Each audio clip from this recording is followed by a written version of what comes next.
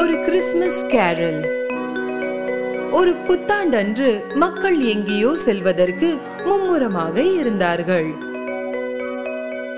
ஒரு எரிச்சலான வயதான மனிதர் மிஸ்டர் ஸ்க்ரூஜ் தனது பணியிடத்தில் இருந்து ஜன்னலுக்கு வெளியே பார்த்து கொண்டிருந்தார்.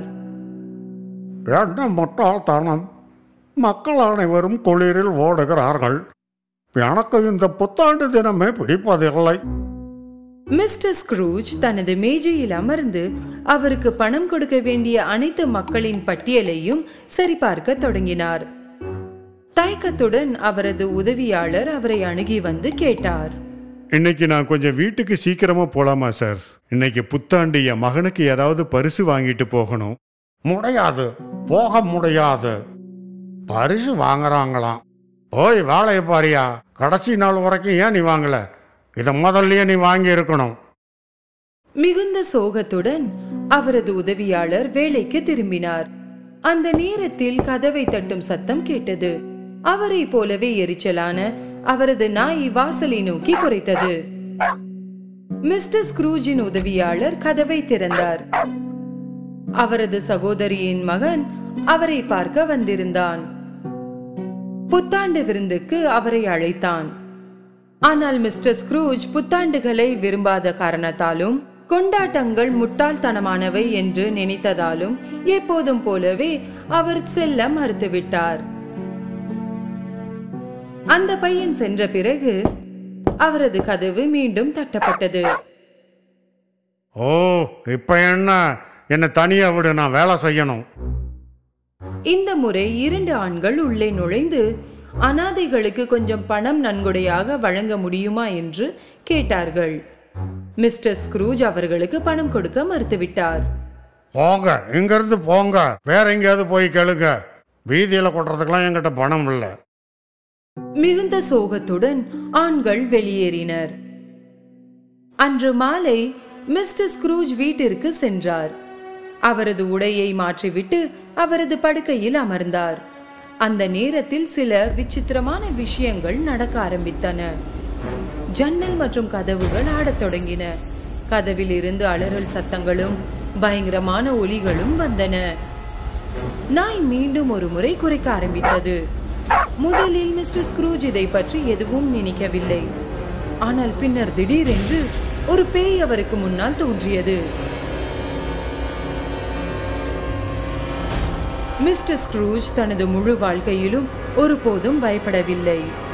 இறந்து போன அவருடன் சேர்ந்து வேலை செய்த நண்பர் இப்போது பேயாக அவர் முன்பு நின்றார். மிகுந்த சிரமத்துடன் தயக்கமாக மிஸ்டர் ஸ்க்ரூஜ் பேசினார். நீயா? ஒன்னால எப்படி இங்க வர முடிஞ்சது? நீ தான் இறந்து போயிட்டியே. ஓ, எங்கிருந்து போயிடு, என்னை தனியா விடுப்பா. நான் எந்த தப்பு செய்யலை, என்னை விட்டுடு. பேயின் கை கால்களில் விலங்கு மாட்டியிருந்தன. அவர் மிஸ்டர் ஸ்க்ரூஜிடம் அவரது சுயநலம் மற்றும் பேராசை காரணமாக அவர் தண்டிக்கப்பட்டார் என்றும் அவரது தண்டனையே இவ்வாறு உலகம் முழுவதும் விலங்குகள் மாட்டப்பட்டு நடக்க வேண்டும் என்பதுதான் என்றும் கூறினார். எனவே அவர் மிஸ்டர் ஸ்க்ரூஜை அவர் செய்த அதே தவறை செய்ய வேண்டாம் என்றார். முதல்ல இங்கிருந்து கிளம்பு, நீ இறந்து போயிட்ட, அதை நீ முதல்ல புரிஞ்சுக்கணும். சரி, நான் போகிறேன். உன்னை எச்சரிக்க வந்தேன். உன்னை பார்க்க 3 பேய்கள் இங்கு வரும். அவற்றில் ஒன்று உன் கடந்த காலத்தை தெரிவிக்கும், 2வது நிகழ்காலத்தை தெரிவிக்கும், 3வதாக வருவது உனது எதிர்கால வாழ்க்கையை பற்றி கூறும். மிஸ்டர் ஸ்க்ரூஜ் எதுவும் நடக்கவில்லை என்பது போல் செயல்பட்டு படுக்கைக்கு சென்றார். ஒரு ஒளி அவரது கண்களுக்கு தென்பட்டது. மிஸ்டர் ஸ்க்ரூஜ் கண்களை திறந்தபோது ஒரு குழந்தை பேய் தோன்றியது. இது கடந்த புத்தாண்டுகளில் இருந்து வந்த பேய். மிஸ்டர் ஸ்க்ரூஜ் திகைத்து போனார். வணக்கம், இப்போது நாம் கடந்த காலத்திற்கு பயணிக்க போகிறோம். என்ன நடக்கிறது? யாராவது உதவி செய்யுங்கள். குழந்தை பேய் மிஸ்டர் ஸ்க்ரூஜை தனது குழந்தை பருவத்திற்கு மீண்டும் அழைத்துச் சென்றது. அங்கே ஒரு குழந்தையாக மிஸ்டர் ஸ்க்ரூஜ் பள்ளி முற்றத்தில் தனது நண்பர்களுடன் ஒரு கிறிஸ்துமஸ் மரம் போலான மரத்தை அலங்கரிக்கிறார். குழந்தைகள் மிகவும் சந்தோஷமாக இருக்கின்றன. நீங்கள் மிஸ்டர் ஸ்க்ரூஜ் குழந்தையாக மிகவும் மகிழ்ச்சியாக இருந்ததை பார்க்கலாம். பின்னர் அந்த பேய் அவர் ஒரு இளைஞனாக இருந்தபோது தனது முதலாளியின் வீட்டிற்கு அழைத்துச் சென்றது. அவரது முதலாளி மற்றும் அவரது குடும்பத்தினருடன் அனைவரும் சிறந்த நேரம் கழித்துக் கொண்டிருந்தனர். மிஸ்டர் ஸ்க்ரூஜின் மனைவியும் இருந்தாள். ஒன்றாக அவர்கள் நடனமாடி மகிழ்ந்தனர். கடைசியில் பேய் மிஸ்டர் ஸ்க்ரூஜை மற்றொரு புத்தாண்டு தினத்திற்கு அழைத்துச் சென்றது. இது கடந்த காலம்தான். ஆனால் அவரது வாழ்க்கையில் பின்னர் நடந்தது. அவர் மனைவி அழ ஆரம்பித்தாள். நாம் முன்பு மிகவும் மகிழ்ச்சியாக இருந்தோம். நீங்கள் என்னை கவனித்து என்னை நேசித்தீர்கள். ஆனால் இப்போது நீங்கள் விரும்புவதெல்லாம் பணம். உங்கள் வாழ்க்கையில் எனக்கு இடமில்லை. நாம் பிரிய வேண்டும் என்று நினைக்கிறேன்.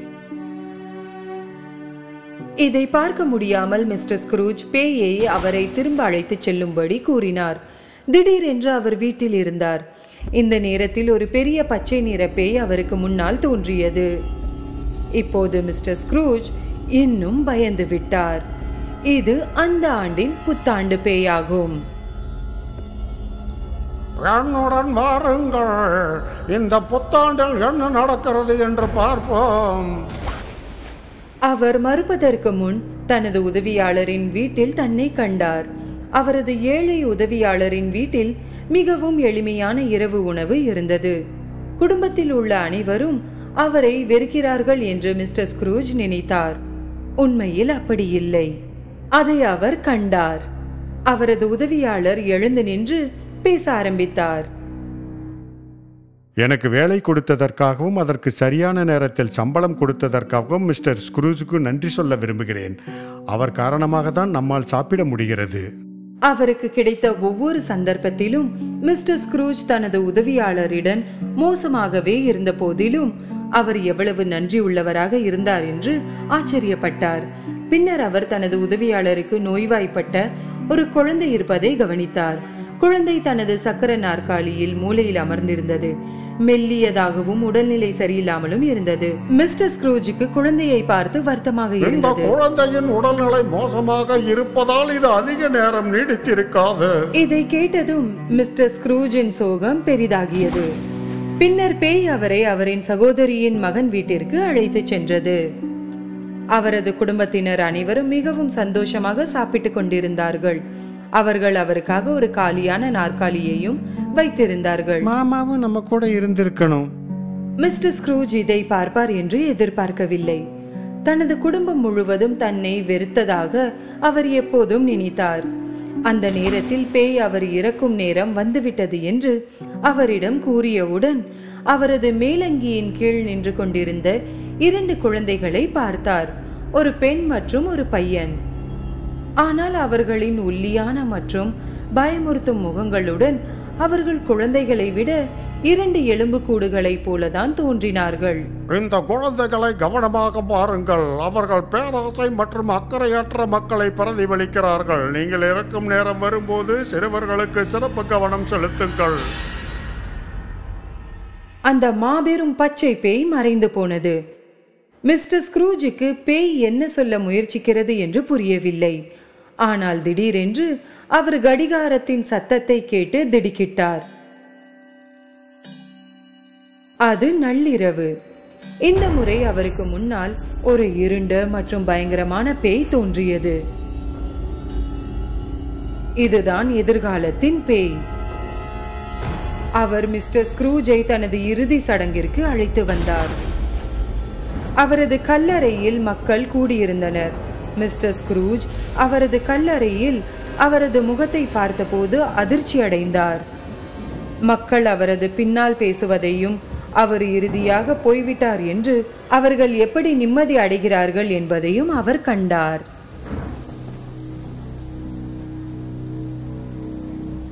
அந்த தருணத்தில் மிஸ்டர் ஸ்க்ரூஜ் பின்வந்த ஆண்டுகளில் அவர் இன்னும் மோசமான நபராகிவிட்டார் என்பதை உணர்ந்தார். யாரும் அவரை விரும்பவில்லை. அவருக்கு பணம் கொடுக்க வேண்டியவர்கள் மரணத்தில் மகிழ்ச்சி அடைந்தனர். பின்னர் அவர் தனது உதவியாளரின் மகனின் கல்லறையை பார்த்தார். அவரை போலல்லாமல் அந்த கல்லறையில் பூக்கள் நிறைந்திருந்தது. மேலும் அதை பார்க்க அவரால் நிற்க முடியவில்லை. அவரை திரும்ப அழைத்துச் செல்ல பேயை கேட்டார். தயவு செய்து என்னை திரும்ப அழைத்துச் செல்லுங்கள். இப்போதுதான் எனக்கு புரிகிறது. என் வாழ்க்கை முறையை மாற்றிக்கொள்ளப் போகிறேன்.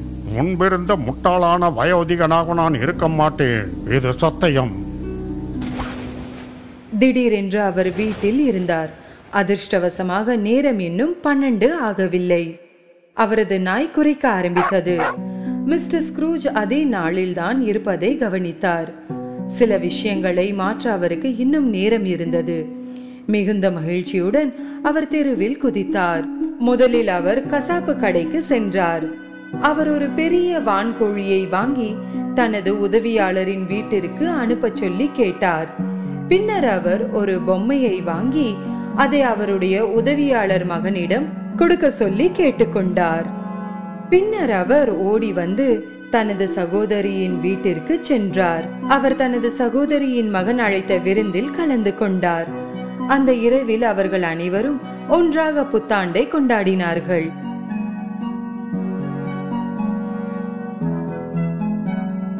பின்னர் அவர் தனது உதவியாளர் மகனுக்கு தேவையான சிகிச்சையை பெற உதவி செய்தார்.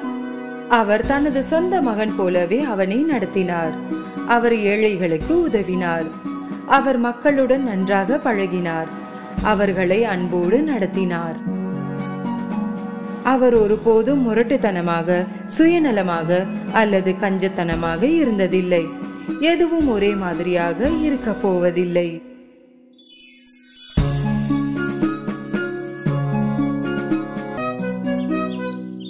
ஒருமுறை ஒரு வயதான ஒரு தம்பதியினர் வனத்திற்கு அருகே ஒரு சிறிய குடிசையில் வாழ்ந்தார்கள். அவர்கள் மகிழ்ச்சியாக மற்றும் அமைதியாக வாழ்ந்தனர். அவர்களது ஒரே வருத்தம் ஒரு குழந்தை இல்லாது என்பதுதான். ஒரு நாள் அந்த பாட்டி மாவை பிசைந்து கொண்டிருக்கும் போது அந்த தாத்தா உள்ளே வருகிறார். அன்பே, இன்று என்ன சமைக்கிறாய்? என் அன்பான கணவரே, ஜிஞ்சர் பிரெட் மேன் செய்து கொண்டிருக்கிறேன். பாட்டி மாவை பிசைந்த பின்னர் ஜிஞ்சர் பிரெட் மேன் வடிவத்தை வெட்டினாள். அதை அடுப்பில் போட்ட பிறகு ஜிஞ்சர் பிரெட் மேன் வேக அவள் காத்து கொண்டிருந்தாள். அது வெந்த மனம் சமையல் அறையில் நிறைந்தவுடனே பாட்டி கையுறைகளை அணிந்து அடுப்பில் இருந்த ஜிஞ்சர் பிரெட் மேனை வெளியே எடுத்தாள். இப்போது அதை அலங்கரிக்கும் நேரம். அவள் உலர்ந்த திராட்சையால் கண்களையும் மிட்டாயால் மூக்கையும் செய்தாள். பிறகு கிரீமால் அதன் முடி மற்றும் ஆடையை செய்தாள். அதன் பிறகு செரி பழங்களை உபயோகப்படுத்தி பட்டனை செய்தாள். அவள் உருவாக்கிய கலையை பார்த்து கூறினாள், எனது ஜிஞ்சர் பிரெட் மேன் அழகாக தோன்றுகிறது, ஏதோ குறைகிறதே. அந்த பாட்டி அதன் முகத்தை பார்த்து கூறினாள், ஓ, இதன் வாய். நான் இதன் வாய் செய்ய மறந்துவிட்டேன். பாட்டி கிரீமால் ஜிஞ்சர் பிரெட் மேனின் வாயை வரைந்தாள். இப்போது நீ முழுமையான ஜிஞ்சர் பிரெட் மேனாக ஆகிவிட்டாய். அப்போது எதிர்பாராத ஒன்று நடந்தது. ஆனால் உன்னால் எப்படி பேச முடிகிறது? திடீரென்று ஜிஞ்சர் பிரெட் மேன் எழுந்து நின்று ஓட ஆரம்பித்தது. என்னாலையும் ஓட முடியும். அந்த ஜிஞ்சர் பிரெட் மேன் சமையல் திட்டில் இருந்து குதித்து நாற்காலியில் சென்று தரையை அடைந்தது. பிறகு சமையல் அறையில் இருந்து தோட்டத்திற்கு ஓடியது. திரும்பி வா, திரும்பி வா, பாட்டி கத்தினாள். அப்போது அந்த ஜிஞ்சர் பிரெட் மேன் ஓடிக்கொண்டே பேசியது. ஓடு ஓடு, உன்னால் முடிந்தவரை வேகமாக ஓடு. யாராலும் பிடிக்க முடியாது, ஏனென்றால் நான் தான் ஜிஞ்சர் பிரெட் மேன். அந்த பாட்டி வெளியே வந்து தோட்டத்தில் ஜிஞ்சர் பிரெட் மேனுக்கு பின்னால் ஓடினாள். தாத்தா தனது மனைவி ஓடியதை பார்த்து கத்தி கூப்பிட்டார். எங்க ஓடுகிறாய்? ஓடிக்கொண்டே பாட்டி கணவருக்கு பதிலளித்தாள். எனது ஜிஞ்சர் பிரெட் மேன் ஓடிவிட்டது, நான் அதை பிடிக்க முயற்சி செய்கிறேன். தாத்தா அசந்து போய் நின்றார். பிறகு அந்த பாட்டி ஜிஞ்சர் பிரெட் மேனை பின்தொடர்ந்து ஓடினாள். ஆனால் ஜிஞ்சர் பிரெட் மேன் வேகமாக இருந்ததால் பாட்டியால் பிடிக்க முடியவில்லை. சிறிது நேரம் கழித்து அந்த ஜிஞ்சர் பிரெட் மேன் பண்ணையை அடைந்தது. ஒரு பசு பார்த்தது. என்ன ஒரு அருமையான ஜிஞ்சர் பிரெட் மேன், இதை பிடித்து சாப்பிடுவேன். பசுவும் அந்த ஜிஞ்சர் பிரெட் மேன் பின்னால் ஓட ஆரம்பித்தது. நெல்ல ஓடாதே, எனக்கு உன்னை சாப்பிட வேண்டும். ஓடு, உன்னால் முடிந்தவரை வேகமாக ஓடு. உன்னை பிடிக்க அவள் வருகிறாள், ஆனால் உன்னை யாராலும் பிடிக்க முடியாது, ஏனென்றால் நான் ஜிஞ்சர் பிரெட் மேன். அந்த பாட்டியும் பசுவும் ஜிஞ்சர் பிரெட் மேன் பின்னே ஓடிக்கொண்டிருந்தார்கள். அப்போது ஒரு பன்றி ஜிஞ்சர் பிரெட் மேனை பார்த்தது. ஜிஞ்சர் பிரெட் மேன், எனது சுவைக்கு ஏற்றது. இப்போது நான் உன்னை பிடிக்க போகிறேன். ஓடிக்கொண்டிருக்கும் போது ஜிஞ்சர் பிரெட் மேன் பன்றிக்கு பதில் அளித்தது. ஓட வேண்டும், ஓட வேண்டும், என்னால் முடிந்தவரை ஓட வேண்டும். அந்த பாட்டியும் பசுவும் என்னை பிடிக்க வருகிறார்கள், ஆனால் என்னை யாராலும் பிடிக்க முடியாது, ஏனென்றால் நான் தான் ஜிஞ்சர் பிரெட் மேன். அவர்கள் ஓடிக்கொண்டிருக்கும் போது முன்னே ஜிஞ்சர் பிரெட் மேன், பிறகு பாட்டியும் பசுவும் பன்றியும் பின்தொடர்ந்து ஓடிக்கொண்டிருந்ததை உணவு தேடிக்கொண்டு இருந்த ஒரு கோழி பார்த்தது. அது எனது மதிய உணவு. கோழியும் கூட சேர்ந்து ஓடியது. ஜிஞ்சர் பிரெட் மேன், எவ்வளவு வேகமாக வேண்டும் என்றாலும் ஓடு, நான் உன்னை பிடிப்பேன். கண்டிப்பாக ஓட வேண்டும், வேகமாக ஓட வேண்டும். பின்னால் பாட்டியும் பசுவும் பன்றியும் ஓடி வருகிறார்கள், அவர்களால் என்னை பிடிக்க முடியாது. யார் வேண்டுமானாலும் வரட்டும், என்னை பிடிக்க முடியாது, ஏனென்றால் நான் ஒரு gingerbread man. Gingerbread man முன்னேவும் அதற்கு பின்னே பாட்டி, பசு மற்றும் பன்றி மற்றும் கோழி ஓடிக்கொண்டு இருந்தன. ஆனால் ஜிஞ்சர் பிரெட் மேன் தான் எல்லோரையும் விடவும் மிகவும் வேகமாக ஓடிக்கொண்டு இருந்தது. ஜிஞ்சர் பிரெட் மேன் மகிழ்ச்சியாக இருந்தது, தன்னை பற்றி பெருமையாக நினைத்தது. நான் தான் இந்த உலகிலேயே மிகவும் புத்திசாலியான வேகமான ஜிஞ்சர் பிரெட் மேன். ஆமாம், அது நான் தான், என்னை யாராலும் பிடிக்க முடியாது, ஏனென்றால் நான் தான் ஜிஞ்சர் பிரெட் மேன். விரைவிலேயே கடக்க வேண்டிய ஒரு ஆறை ஜிஞ்சர் பிரெட் மேன் பார்த்தது. அது நின்று விட்டது, ஏனென்றால் அது தண்ணீரில் கரைந்து விடும் என்பது அதற்கு தெரியும். இப்போது நான் என்ன செய்வது? அந்த பாட்டி, பசு, பன்றி மற்றும் கோழி நெருங்கியது. அப்போது திடீரென்று மரத்திற்கு பின்னால் இருந்த ஒரு நரி வந்தது. எனக்கு நீச்சல் தெரியும், வேண்டுமானால் நான் உனக்கு உதவி செய்கிறேன். ஜிஞ்சர் பிரெட் மேன் கொஞ்சம் யோசித்தது. ஒருவேளை நீ என்னை சாப்பிட்டு விட்டால்? அந்த கவலை உனக்கு வேண்டாம், நான் உன்னை சாப்பிட மாட்டேன். நீ ஆற்றை கடப்பதற்கு உதவி செய்ய வேண்டும் என்று நினைக்கிறேன். ஜிஞ்சர் பிரெட் மேன் அந்த நரி பேச்சை கேட்டு அதன் வாலில் ஏறிக்கொண்டது. அதை இறுக்கமாக பிடித்து கொண்டது. நரி ஆற்றில் குதித்து நீந்த தொடங்கியது. இதற்கு இடையில் அந்த பாட்டி, பசு, பன்றி மற்றும் கோழி ஆற்று அருகில் வந்தன மற்றும் ஜிஞ்சர் பிரெட் மேன் ஆற்றை கடப்பதை கண்டன. சோகமாக எதுவும் செய்ய முடியாது என்பதை நினைத்து வருத்தம் அடைந்தன. ஆறு ஆழமாக தொடங்கியது, தண்ணீர் மேலே வர தொடங்கியது. நரியே, உன் வாளை மேலே தூக்கு, நான் தண்ணீரில் நனைகிறேன். என் முதுகில் ஏறிக்கொள், உனக்கு பாதுகாப்பாக இருக்கும். அந்த ஜிஞ்சர் பிரெட் மேன் நரியின் முதுகில் குதித்தது. அவர்கள் சிறிது தூரம் நீந்தினர். பிறகு தண்ணீர் இன்னும் ஆழமானது, அதனால் நரி மூழ்க ஆரம்பித்தது. நீ இப்போதும் நனைந்து விடுவாய் என்று நினைக்கிறேன். என் தலையில் ஏறிக்கொள், அது சிறிது உயரமாக இருக்கிறது. ஜிஞ்சர் பிரெட் மேன் அதன் தலையில் ஏறி உட்கார்ந்தது. நரி தனது திட்டத்தை நிறைவேற்ற தலையை தண்ணீரில் மூழ்கியது. தண்ணீர் அதிகமாக்கி கொண்டே வருகிறது, என் மூக்கின் மீது ஏறிக்கொள், சிறிது உயரமாக. அதனால் ஜிஞ்சர் பிரெட் மேன் அதன் மூக்கில் உட்கார்ந்தது. அந்த சமயத்தில் அவர்கள் கரையை அடையும் போது அந்த நரி தனது மூக்கை மேலே தூக்கி ஜிஞ்சர் பிரெட் மேனை காத்தில் பறக்க வைத்தது. தனது வாயை திறந்தது. ஜிஞ்சர் பிரெட் மேன் அதன் வாயில் போக விழுந்தது. ஆனால் அது நடக்கவில்லை. அந்த ஜிஞ்சர் பிரெட் காத்தில் இருந்த போது ஒரு காகம் பறந்து வந்து அந்த ஜிஞ்சர் பிரெட் மேனை பிடித்து கொண்டது. அந்த நரி வாயை திறந்தபடி பார்த்து கொண்டே நின்றது. அந்த ஜிஞ்சர் பிரெட் மேன் அந்த காகம் சிறிது தூரம் சென்ற பிறகு கேட்டது, காகங்கள் ஜிஞ்சர் குக்கீஸை சாப்பிடுமா? அந்த காகம் வாயை திறந்த உடனே அந்த ஜிஞ்சர் பிரெட் கீழே விழுந்து மீண்டும் ஓட தொடங்கியது. ஓட வேண்டும், ஓட வேண்டும், முடிந்த அளவு வேகமாக ஓட வேண்டும். என் பின்னால் பாட்டி, பசு, பன்றி, கோழி, நரி மற்றும் காகம் துரத்துகின்றன. யாரும் என்னை பிடிக்க முடியாது, ஏனென்றால் நான் தான் ஜிஞ்சர் பிரெட் மேன். அந்த ஜிஞ்சர் பிரெட் மேன் நிற்காமல் ஓடிக்கொண்டே இருந்தது. ஜிஞ்சர் பிரெட் மேன் உங்களை கடந்து ஓடுவதை நீங்கள் பார்த்தால் அதை பிடிக்க நினைக்காதீர்கள்.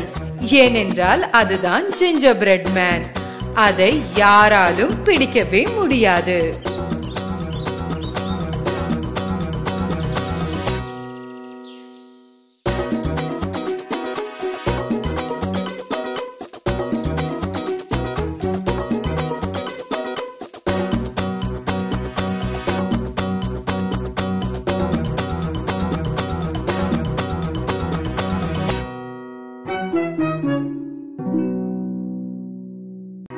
ஒரு ஓநாயும் 7 சிறிய ஆட்டுக்குட்டிகளும். ஒரு காலத்தில் காடுகளின் ஒரு சிறிய குடிசையில் ஒரு தாயாடு மற்றும் அதன் சிறிய ஆட்டுக்குட்டிகள் மகிழ்ச்சியான வாழ்க்கையை வாழ்ந்தன. ஆட்டுக்குட்டிகள் மிகவும் அழகான பொம்மைகளைப் போல் இருந்தன. தாயாடு எல்லா தாய்மார்களையும் போலவே தனது குட்டிகளை மிகவும் நேசித்தது. காட்டில் உள்ள அனைத்து காட்டு மிருகங்களிடமிருந்தும் அவற்றை பாதுகாத்தது. ஒரு நாள் காட்டில் உணவை கண்டுபிடிப்பதற்காக வீட்டை விட்டு வெளியேறுவதற்கு முன்பு அது தனது ஆட்டுக்குட்டிகளை அழைத்தது. என் அன்புள்ள பிள்ளைகளா, நான் காட்டுக்கு செல்கிறேன். யார் வந்தாலும் கதவை திறக்க வேண்டாம். ஓநாய் வீட்டிற்கு வந்தால் அனைவரையும் சாப்பிட்டு விடும். அது தந்திரசாலி. மாறுவேடமிட்டு உங்களை முட்டாளாக்கும். நாங்கள் அதை எவ்வாறு அடையாளம் காண்போம்? ஓநாய்க்கு கணீர் குரல் உள்ளது. என் மகன்களுக்கு இனிமையான குரல். ஆகவே அதன் கடினமான குரலை நீங்கள் அடையாளம் காணலாம். தாயாடு வெளியேறும் போது ஒன்றை நினைத்து தன் ஆட்டுக்குட்டிகள் பக்கம் திரும்பியது. இன்னொரு விஷயம், ஓநாயின் கால்கள் கருப்பு, என்னுடையது வெண்மையானது. கால்களிலிருந்து நீங்கள் அடையாளம் காணலாம். கவலைப்படாதீர்கள் அம்மா, பாதுகாத்துக் கொள்ளுவோம். நீங்கள் எங்களை நம்பலாம். தாயாடு தனது ஆட்டுக்குட்டிகளுக்கு ஒவ்வொன்றாக முத்தமிட்டு காடுகளுக்கு சென்றது. ஓநாய் தூரத்திலிருந்து அவர்களை பார்த்து கொண்டிருந்தது. தாயாடு வெளியேறுவதை கண்டதும் சிறிது நேரம் காத்திருந்தது. பின்னர் குடிசைக்கு முன்னால் வந்து கதவை தட்டியது.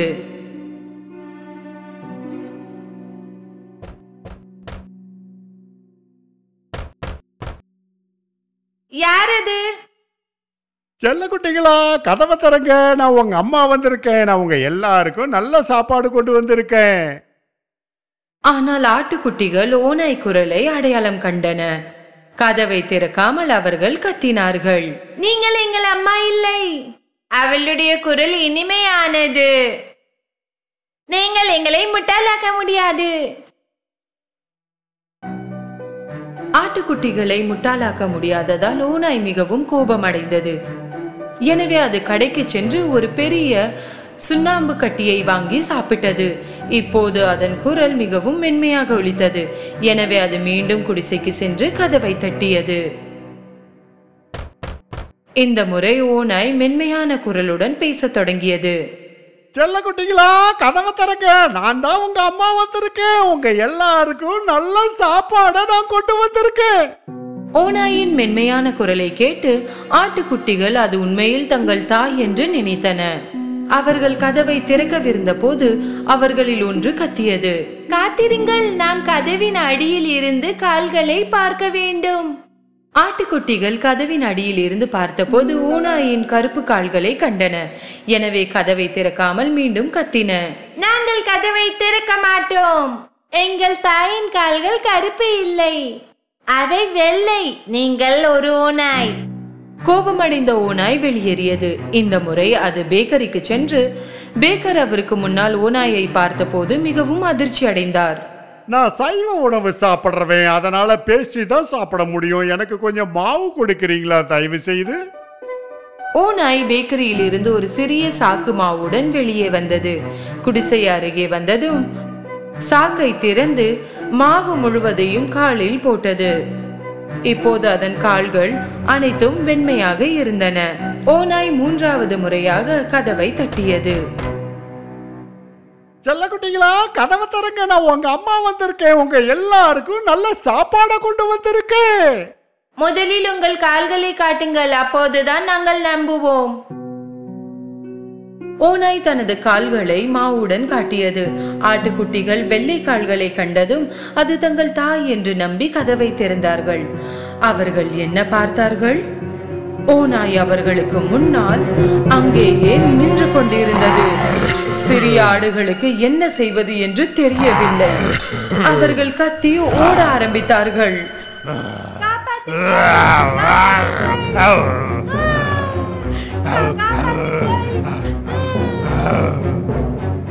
ஒரு குட்டி மேசைக்கு கீழே சென்றது. இரண்டாவது படுக்கைக்கு கீழ், மூன்றாவது புகைப்போக்கிக்குள் சென்றது. நான்காவது சமையல் அறைக்குள் ஒளிந்து கொண்டது. ஐந்தாவது அலமாரிக்குள் வந்தது. ஆறாவது திரைக்கு பின்னால் ஒளிந்தது. ஏழாவது சுவரில் இருந்த மாபெரும் கடிகாரத்திற்குள் சென்றது. ஆனால் தந்திரசாலி ஓநாய் விரைவாக ஒவ்வொன்றாக மறைந்திருந்த இடத்திலிருந்து அனைத்தையும் பிடித்தது.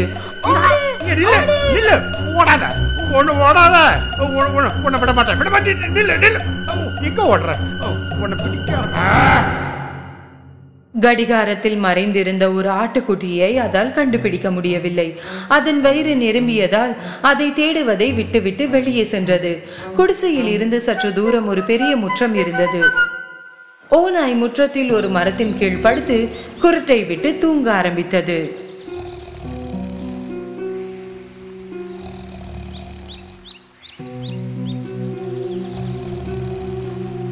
சிறிது நேரத்திற்கு பிறகு தாயாடு வீடு திரும்பியது. கதவை திறந்து பார்க்கும் போது ஏதோ மோசமான சம்பவம் நடந்ததை அறிந்து கத்த ஆரம்பித்தது.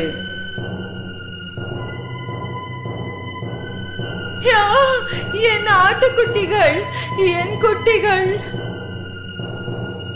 வீட்டிற்குள் நுழைந்த போது அதிர்ச்சி அடைந்தது. மேஜைகள் மற்றும் நாற்காலிகள் அனைத்தும் தலைகீழாக இருந்தன. திரைசீலைகள் கிழிந்திருந்தன. படுக்கைகள் அனைத்தும் கசங்கி இருந்தன. தலையணைகள் மற்றும் போர்வைகள் அனைத்தும் தரையில் இருந்தன. குட்டிகளை தேடியது, ஆனால் அவற்றை எங்கும் கண்டுபிடிக்க முடியவில்லை. ஒவ்வொரு குட்டிகளின் பெயர்களை கத்த ஆரம்பித்தது, ஆனால் யாரும் பதிலளிக்கவில்லை. இறுதியாக கடைசி பெயரை அழைக்கும் நேரம் வந்தது. அப்போதுதான் ஒரு உயர்ந்த குரல் கேட்டது. நான் கடிகாரத்திற்குள் இருக்கிறேன் அம்மா. தாயாடு கடிகாரத்திற்கு ஓடி சென்று தனது குழந்தையை அங்கிருந்து வெளியே எடுத்தது. அம்மா ஆடு மற்றும் குட்டி கட்டிப்பிடித்தது. குட்டி அழுது கொண்டே கதை சொல்ல ஆரம்பித்தது. ஓநாய் மாறுவிடத்தில் வந்தது. அது நீங்கள் தான் என்று நினைத்து நாங்கள் கதவை திறந்தோம். அது அனைத்தையும் சாப்பிட்டு விட்டது.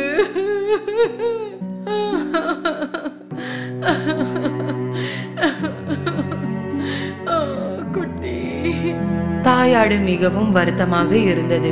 குட்டிகளை நினைத்து அழுதது. அதன் குட்டிகளில் ஒன்றை மட்டுமே மீதமுள்ள நிலையில் வெளியே நடந்து முற்றத்தை நோக்கி செல்ல ஆரம்பித்தது. சிறிது நேரம் கழித்து ஓநாய் ஒரு மரத்தின் கீழ் தூங்குவதை கண்டது. அது மிகவும் மோசமாக குருட்டை விட்டு மரத்தின் கிளைகள் நடுங்கின. தாயாடு ஓநாயை சிறிது நேரம் கவனித்தது. அதன் வயிற்றிற்குள் ஏதோ அசைந்து கொண்டிருப்பதை அது உணர்ந்தது.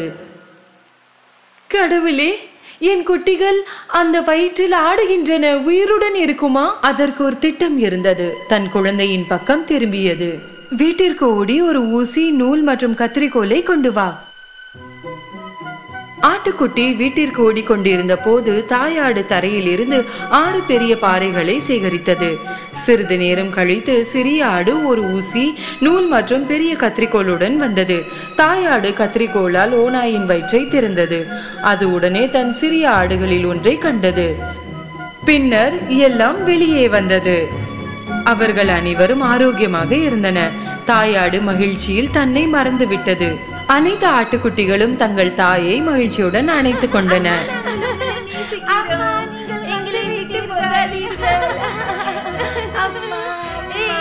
அவர்கள் அனைவரும் மகிழ்ச்சியானார்கள். என் குட்டிகளா, நீங்கள் பாதுகாப்பாக இருக்கிறீர்கள். தாயாடு தான் சேகரித்த பாறைகளை ஓநாய்க்கு உள்ளே கவனமாக வைத்தது. பின்னர் அதன் வயிற்றை ஊசி மற்றும் நூலால் தைத்தது. ஓநாய் மிகவும் ஆழமாக தூங்கிக் கொண்டிருந்தது. அதனால் எதுவும் உணரவில்லை மற்றும் நகரவில்லை. தாயாடு மற்றும் குட்டி ஆடுகள் விரைவாக தப்பித்து சென்றன. ஓநாய் விழித்து எழுந்து நின்றது. அதன் வயிறு மிகவும் மோசமாக வலித்தது. பல ஆடுகளை சாப்பிட்டதால் தான் வலிக்கிறது என்று நினைத்தது. அதன் வயிற்றில் பாறைகள் நிறைந்திருந்ததால் அதற்கு தாகம் எடுத்தது. கொஞ்சம் தண்ணீர் குடிக்க ஆற்றின் அருகில் வந்தது. ஆனால் அது நடந்து கொண்டிருந்த போது பாறைகள் ஒன்றிற்கு ஒன்று இடித்து கொண்டன. என் வயிறு ரொம்ப கனமா நிறைஞ்சு போயிருக்கு. நான் சாப்பிட்ட ஆடுகள் எல்லாம் கல்லா மாறின மாதிரி இருக்கு. மண்டியிட்டு சிறிது தண்ணீர் குடிக்க விரும்பியது. பாறைகள் மிகவும் கனமாக இருந்ததால் தனது சமநிலையை இழந்து தண்ணீருக்குள் நழுவி அது விழுந்தது.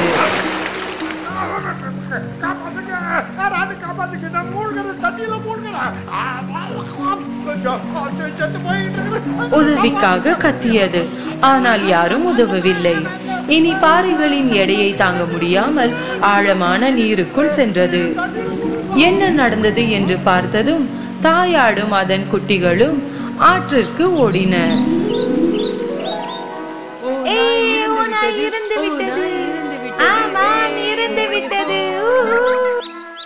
அவர்கள் அனைவரும் நடனமாட ஆரம்பித்தனர். அன்று முதல் தாயாடு மற்றும் அதன் 7 ஆட்டுக்குட்டிகளும் காட்டில் தங்கள் குடிசையில் அமைதியான மற்றும் மகிழ்ச்சியான வாழ்க்கையை வாழ்ந்தன.